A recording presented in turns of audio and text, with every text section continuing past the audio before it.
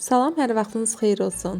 Bu dəfə sizlərə çox dadlı, ləzzətli, yumuşaq sobada pirajki resepti təqdim edirəm.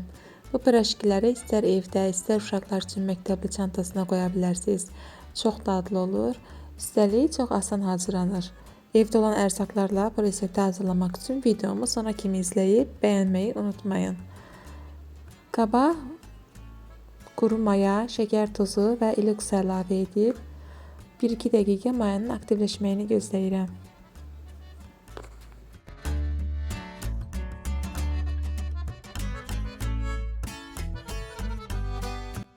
Daha sonra üzərinə duz, duru yağ və un əlavə edib xəmir yoğururam. Mən bu reseptdə təxminən 4 stəkan yarım, 5 stəkan un istifadə etdim. 4 stəkan undan sonra unu diqqətlə əlavə edin ki, xəmiriniz bərk alınmasın. Tam ölçülərini videonun açıqlama hissəsində qeyd edəcəm. Bu arada videomu izləyənlərdən kanalıma abunə olmayanlar varsa abunə olun. Mənə dəstək olmaq üçün şərhlərinizi qeyd edin. Fikirləriniz mənə maraqlıdır, bəyənmələrinizi də gözləyirəm. Bəyənən və dəstək olan hər kəsə yenidən təşəkkür edirəm.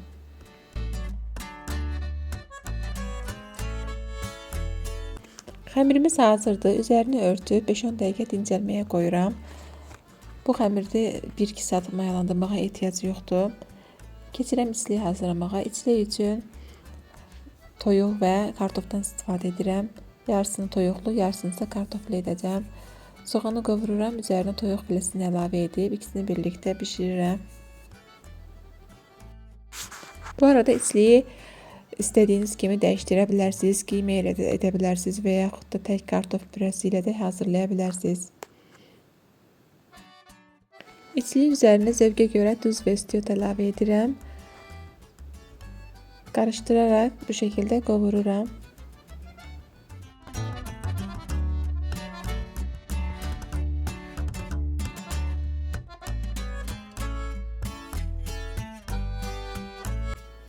Tam yaxşı bişsin deyə üzərinə yarım stəkan su əlavə edib qapağını örtüb suyu çəkilənə qədər bişirirəm.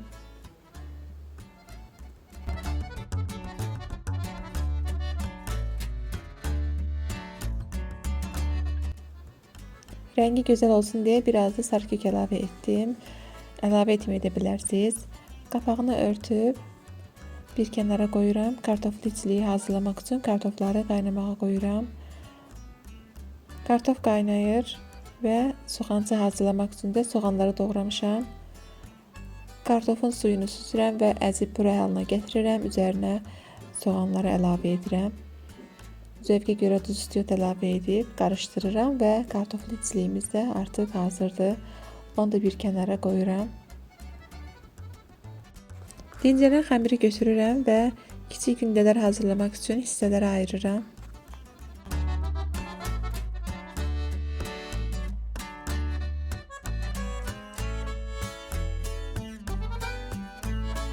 Hər birini bu şəkildə hazırlayıram və keçirib pirajkilərimizi hazırlamağa.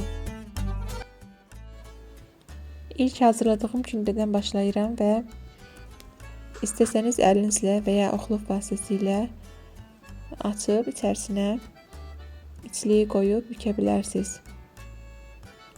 Mən əvvəl biraz oxlovla hazırladım, daha sonra isə əlimlə açmaq daha rahat olduğu üçün əlimlə açdım. Xəmir çox yumuşaq və rahat xəmir olduğuna görə istədiyiniz kimi aça bilərsiniz. Çox rahat açılır. Və soba listini yağlayırıq.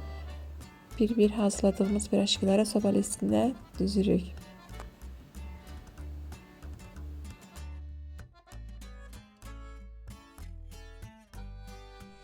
Hər birini soba listinə eyni qaydada düzdükdən sonra 5-10 dəqiqə gözlədirik. Daha sonra isə üzərinə yumurta çəkib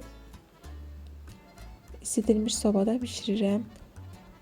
Bir ədəd yumurtaya bir qaşıq duru yağ əlavə edib qarışdırmışam və 170 dərəcəlik sobada üzəri qızarana kimi bişməyə qoyuram. Zövqə görə üzərinə küncüt və çörək otu da səpə bilərsiniz.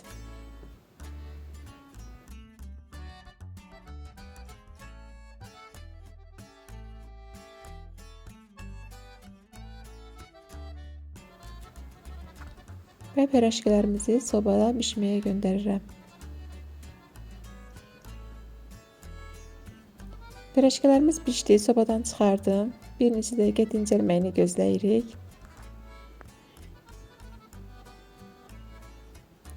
Çox yumuşaq oldu və çox dadlı piraşkilər oldu. Siz də mütləq bu reseptlə hazırlayın. Videomu bəyəndiyinizdə like etməyi və yaxınlarınızla paylaşmağı unutmayın. İzlədiyiniz üçün təşəkkür edirəm. Yeni videolarda görüşmək diləyilə.